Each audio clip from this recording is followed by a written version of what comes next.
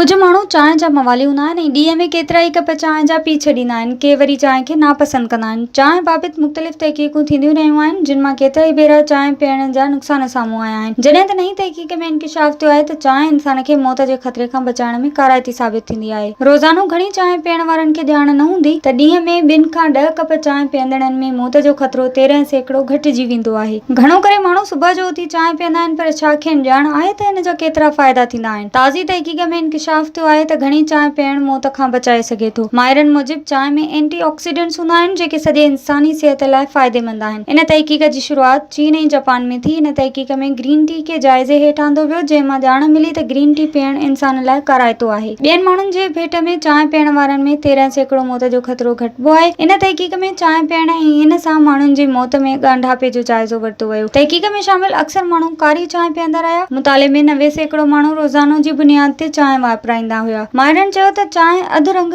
Stroke जे ख़तरे समेत ॿियनि बीमारियुनि खां बचाइण में काराइती साबित थींदी आहे। विज़िट कयो अवामी आवाज़ मीडिया ग्रुप जी वेबसाइट awamiawaz.pk